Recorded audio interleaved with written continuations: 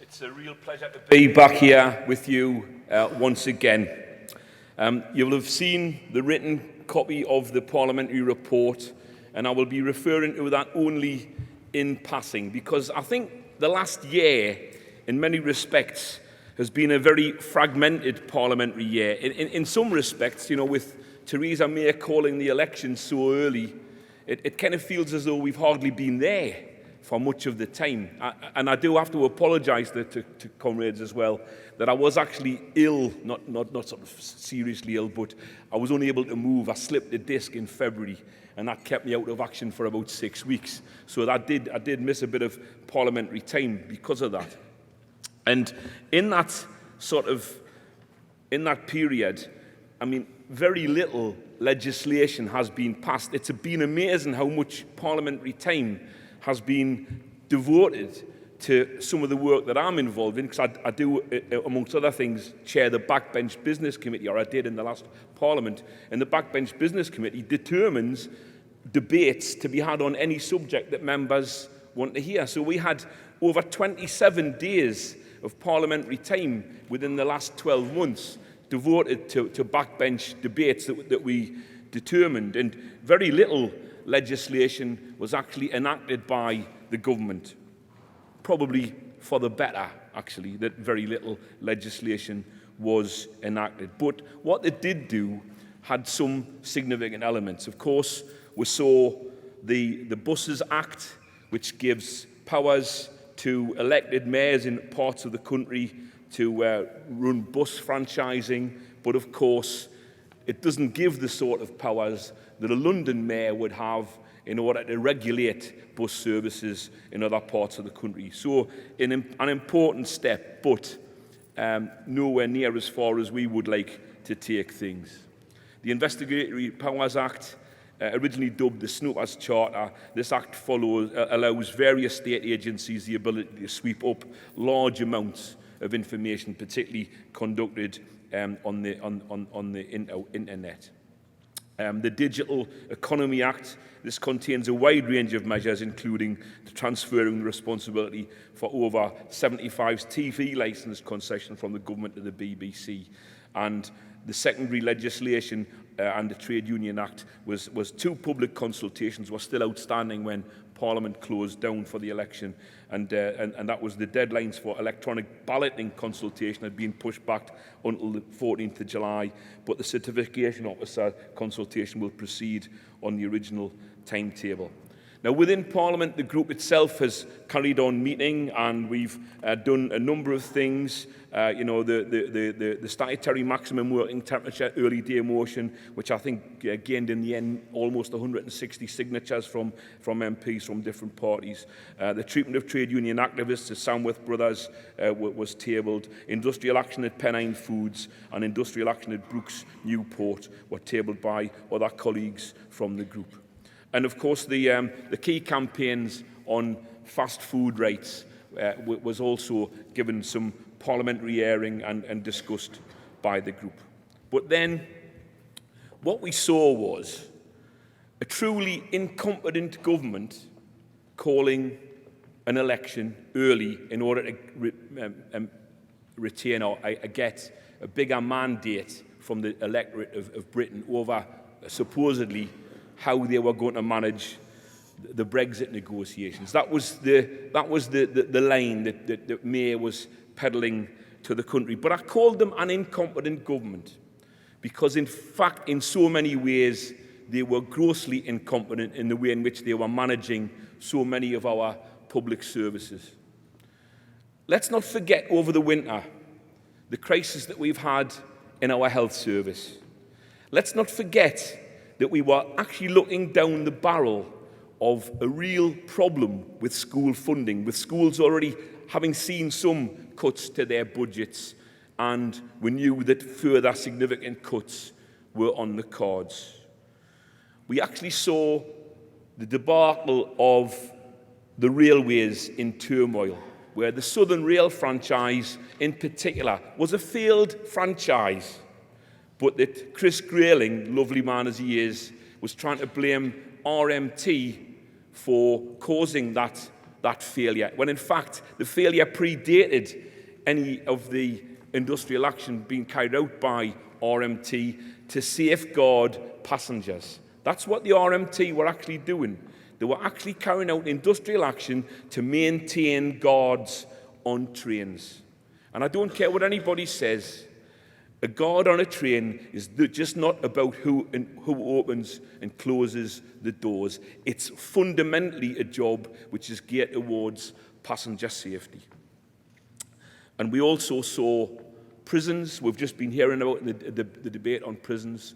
You know, in real crisis, up and down the country, around the country, prisons in real crisis. And we've also seen some significant problems with the cuts in police numbers. So on so many different fronts, we've actually seen an incompetent government bumbling along, having those issues individually highlighted by the media, but the media and the press never drawing the threads together to highlight the whole Conservative government as a completely incompetent, root and branch, dreadful government of conservatism. But then Theresa May called the election, and it was going to be about Brexit and about how she managed Brexit, and she wanted to go and manage Brexit with a strong mandate from the British people, and therefore what she wanted was to have a rousing, massive majority so she could go to the 27 European partners and say, you know, I am in charge, I've got the backing of my people, and I'm going to get the deal that I'm going to determine. But of course, we all knew at the very start of the campaign, I was telling my constituents, and by the way, Rachel, thank you very much for the introduction, but I was telling my constituents that during a 6 or 7 week election campaign, it will be very difficult, if not impossible, for Theresa May to be having a debate about Brexit and Brexit alone. In my heart of hearts, I knew that their previous problems, their incapacity to govern in any sort of coherent way would come back and haunt them. And of course, as the election went on, we were able to highlight the problems in the health service. We were able to highlight the problems in housing. We were able to highlight the potential significant problems coming down the track in education. We were able to highlight the massive problem that we have with workers' rights and conditions in this country. And so we got Theresa May strong and stable as she went on, slowly but surely unravelling in front of the eyes of the public around her.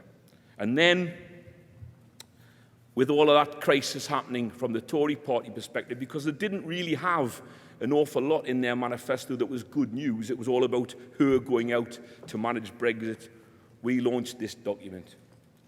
For the many, not the few, the Labour Party manifesto. And by the way, I can honestly say that that just completely and utterly warmed the cockles of my heart. It's not an outlandish left-wing socialist manifesto. Most of the policies in there by mainstream commentators would be regarded as sort of general run-of-the-mill European social democratic policies. General run-of-the-mill social democratic policies. Ownership of the railways. Who doesn't do that except us? Who doesn't do that? Who doesn't build local authority houses? You know, who doesn't actually try to make sure that people have decent conditions at work? But at least I was then able, on the doorstep with my colleagues, my friends and my comrades, to say, we've got something here which can make a tangible difference to the rest of your life if you vote for us. And slowly but surely, that momentum with a small m and a big M built up. We actually built up that momentum. And as the press scrutiny was starting to focus in much more on May, it was also allowing our leader, Jeremy Corbyn, to get some proper airtime. Being vilified from the outset because of things that he said or did or meetings that he had 35 years ago, Jeremy was completely under siege by the likes of the Daily Mail, the Express, and hardly got a fair hearing at any stage from any of the mainstream media, the BBC, or any of the other channels. So he was vilified by the press and media, but surely, slowly, they had to listen. They had to give him airtime. And when he got airtime and was able to answer the questions, he actually got through to the public. He was actually able to highlight our manifesto was a manifesto of hope, particularly for young people. So, for the many, not the few, it started to break through. It started to break through. And then, as the momentum gathered, we had the rallies. Just a week today, in fact, we had a rally in Gateshead, where, in fact, our regional party did very little, if nothing at all, to advertise the fact that this rally was taking place next to the Sage Gateshead on the banks of the Tyne, and yet between 8,000 and 10,000 people turned up to listen to Jeremy Corbyn. And I had the privilege of being able to speak to that rally and welcome all of those people from around the region to Gateshead. These rallies have hardly been covered at all on the mass media. BBC didn't even mention that there'd been a rally involving 10,000 people in Gateshead. But the 10,000 people in Gateshead who were there knew that they had been there. And the way in which the media involved by young people, the Twitter, the Instagram, just took off like wildfire and has been taking off like wildfire over this election period. And meanwhile, Theresa May was stumbling from nightmare to nightmare. The dementia tax, she couldn't answer the questions. She was forced to do U-turns on things like national insurance and the possibility of tax raising. She was forced to do a U-turn on dementia tax to a certain extent. Was there going to be a cap? Was there going to be a no cap? And then, of course, we also had the very, very sad events in Manchester and in London, which did have, sadly, a bearing on the campaign, particularly the Manchester attack, because it actually meant that on the ground we had to kind of pull back for a couple of days, and actually did take a little bit of momentum out of the campaign. Who knows without those atrocities and having that impact on the election year, and if there might have been just enough to make a tangible difference. But while Jeremy was going around the country and having rallies in Merseyside, in West Midlands, in the northeast of England, speaking and listening to thousands upon thousands of people, Theresa May was having our stage-managed groups of friends in telephone boxes here and a boxing ring there, just a handful of people around the country. So Corbyn and his team spoke to thousands, and we had those fantastic rallies. So the momentum grew, and we're hoping and believing. I always believed, by the way, I was just telling Ronnie before and chaps at the back, 6 weeks ago, I put £20 at 9-2 on there being a hung parliament. So I got me 90 quid back at the weekend there, because I believe that there's a real chance once we could actually get out talking to people. And look where it's got us. Here we are, no longer with Theresa May having this open-ended, blank check from the British public. Because she was after a blank check, not just for the Brexit negotiations. That would have been very nice for her. But she wanted a blank check from the British public so she could then do anything in terms of domestic policy that she wanted. And I'm glad to say we've stopped her in her tracks. The momentum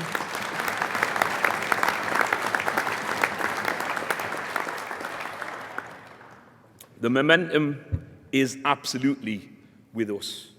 And that's why I think it's vitally important that we don't look at the general election now as a historic thing and sit back on it.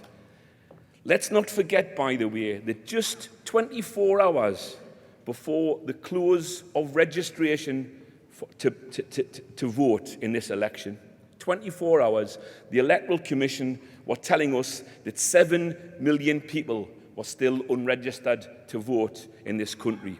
And in the last 24 hours, 680,000 or so did register to vote. But that leaves 6 million people still unregistered.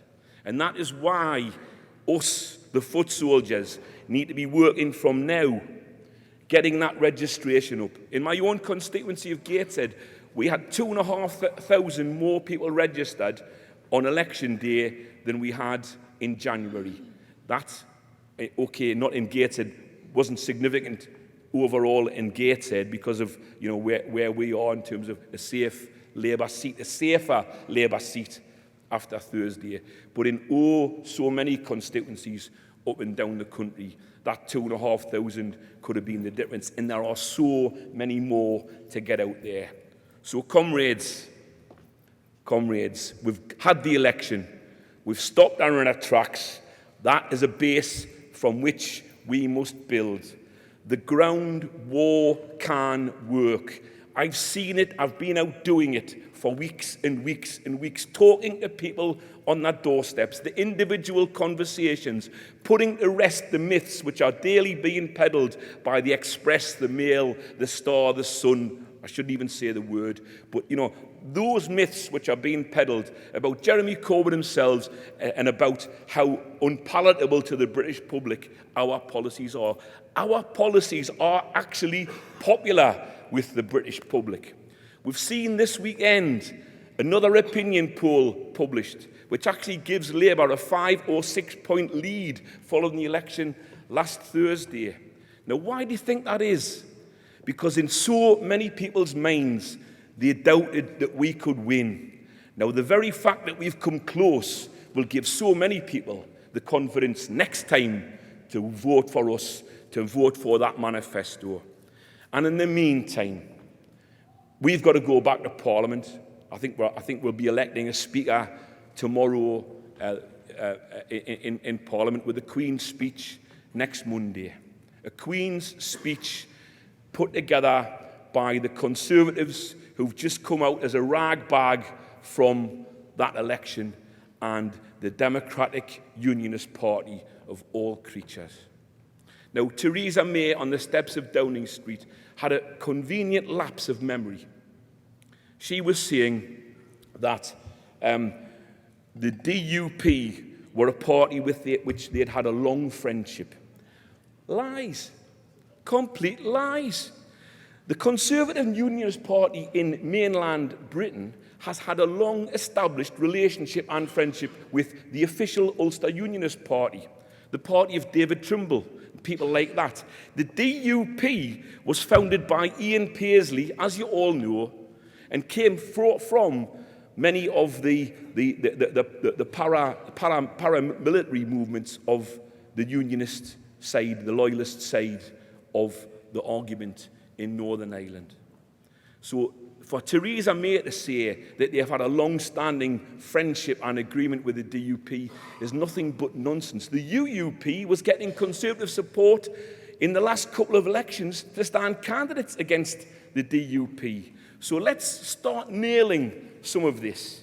Let's actually remind people that Theresa May is now in bed with Ian Paisley Jr. and people who are openly supported in Northern Ireland by the Red Hand Commandos, the Ulster Freedom Fighters and the Ulster Defence Association.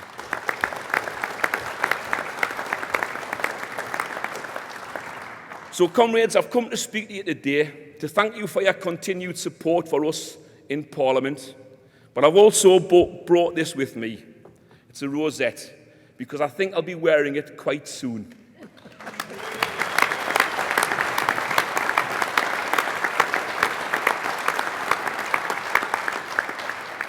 And when I'm out there wearing that rosette, with my party membership in Gateshead, which I gather over the weekend, grew to just over 1,000, grew to over 1,000 members in Gateshead. In just before the election in 2015, we had 330. After the election in 2015, we had 319. We thought we'd done well by putting on an extra 60 members. And here we are. As of Sunday, I had 1,001. I could clean a big carpet for less than £50. Remember that? Yeah. And then as of this morning, it's 1,022. We understand that the party nationally now has something like 800,000 fully paid up members.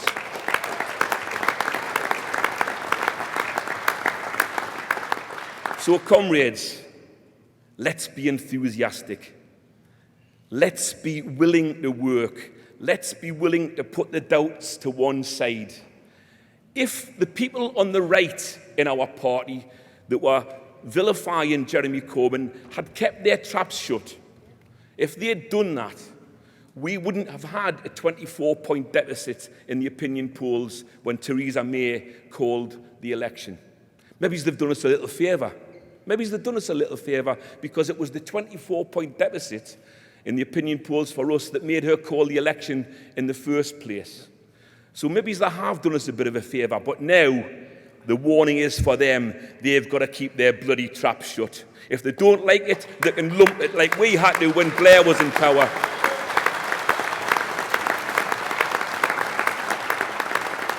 And so, comrades, we can move forward over the summer. Let's get those voters registered.